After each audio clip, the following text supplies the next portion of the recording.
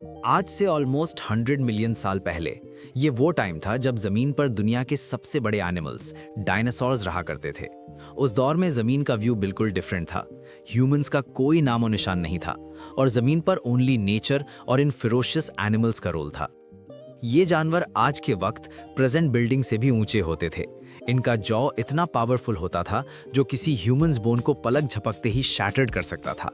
साफ शब्दों में कहा जाए तो ये एनिमल्स अर्थ के सबसे डेंजरस और दिल दहला देने वाले क्रीचर्स थे। 170 मिलियन सालों से ज्यादा इन एनिमल्स ने अर्थ पर रूल किया था, बट सिर्फ एक ही दिन में कुछ ऐसा हुआ जिसने इनका नामो निशान ही इस दुनिया से मिटा दिया। उस दिन एग्जैक्टली क्या हुआ था और ये एनिमल्स क्यों इस दुनिया से हमेशा हमेशा के लिए एक्सटिंक्ट हुए थे, ये सब जानने से पहले स्टार्टिंग से स्टार्ट करते हैं। ये बात है साल 1677 की, जब रॉबर्ट प्लॉट नाम के एक नेचुरलिस्ट को जमीन के अंदर से एक बहुत बड़ी हड्डी का फॉसिल मिला। रॉबर्ट को लगा कि ये पुराने दौर में रहने वाले किसी बड़े इंसान की हड्डी होगी, बट रॉबर्ट को ये बात मालूम नहीं थी कि उन्होंने एक ऐसी चीज डिस्कवर कर ली थी जो पूरी दुनिया को शॉक और ट्रबल देने वाली थी। वक्त गुजरता गया और फिर 142 साल बाद यानी 1819 में एक British fossil Hunter William Buckland England के डिफरेंट एरियाज में अपनी रिसर्च कर रहे थे। रिसर्च के दौरान उन्हें जमीन के अंदर से लाखों साल पहले से बरिड एक बहुत बड़े एनिमल का फॉसिल मिला। उन्होंने उस फॉसिल को बड़ी प्रिकॉशंस के साथ बाहर निकाला और उस पर रिसर्च स्टार्ट कर दी। फिर 5 साल गुजर जाने के बाद उस फॉसिल को डायनासोर का नाम दिया गया।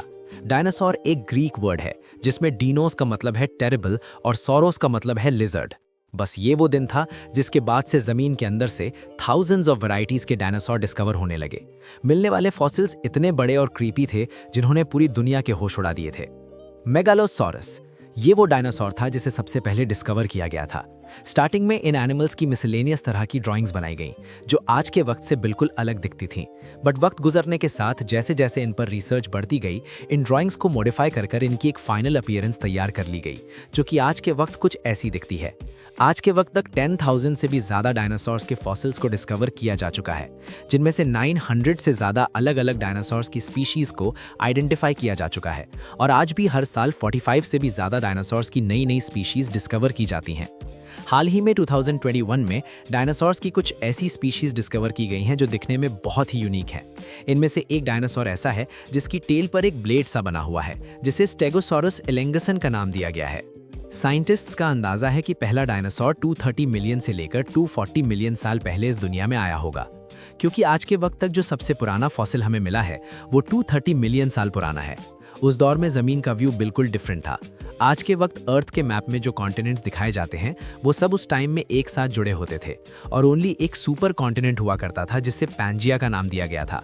इस दौर में जमीन का क्लाइमेट बहुत ही ड्राई था और जमीन पर बहुत ही कम बारिशें हुआ करती थीं।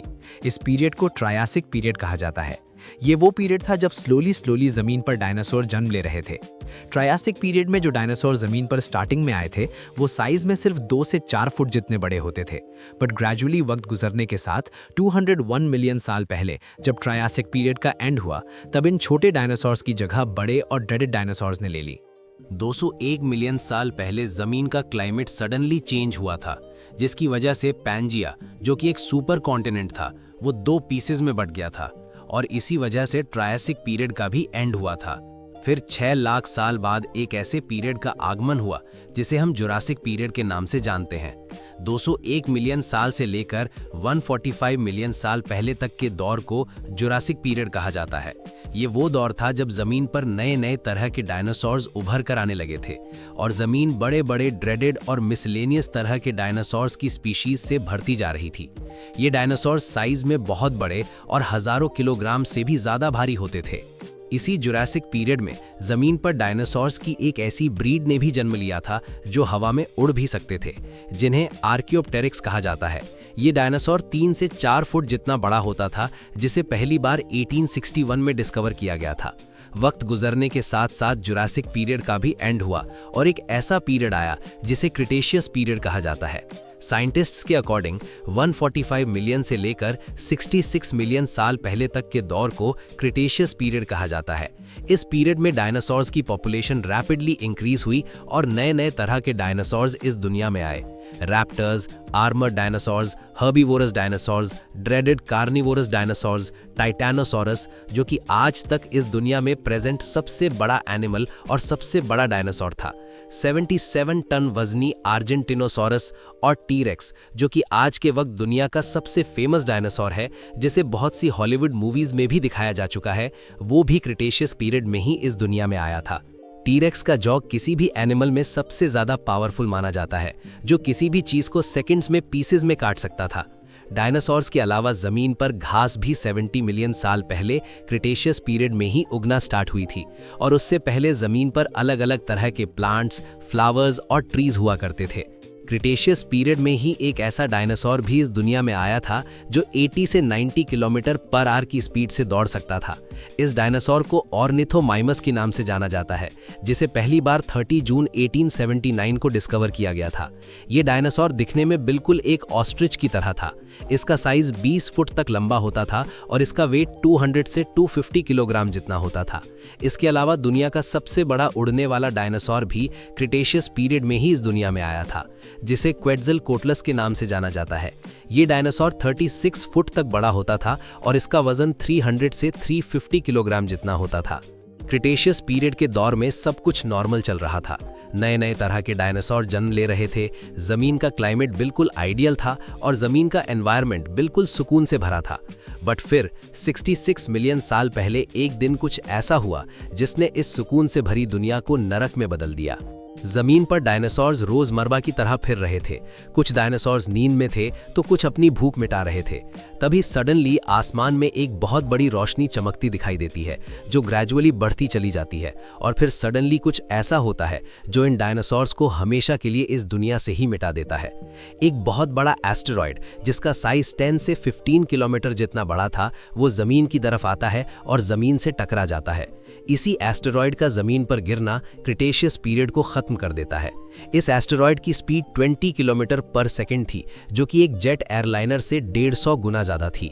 ये एस्टेरॉयड मेक्सिको के इलाके युकाटैन पेनिनसुला में जाके टकराया था। जब ये एस्टेरॉयड जमीन से टकराया तो 180 किलोमीटर जितना बड़ा क्रेटर जमीन पर बन गया। इस एस्टेरॉयड से बहुत बड़े अमाउंट में एनर्जी रिलीज हुई थी, जो हिरोशिमा और नागासाकी पर गिरने वाले एटॉमिक बॉम्ब से 1 बिलियन गुना ज्यादा थी। इस एस्टेरॉयड अटैक ने जमीन का टेम्परेचर सेकंड्स में 1200 डिग्री सेल्सियस तक पहुंचा दिया था, जिससे जमीन पर प्रेजेंट डायनासोर्स जलकर राख बन गए थे।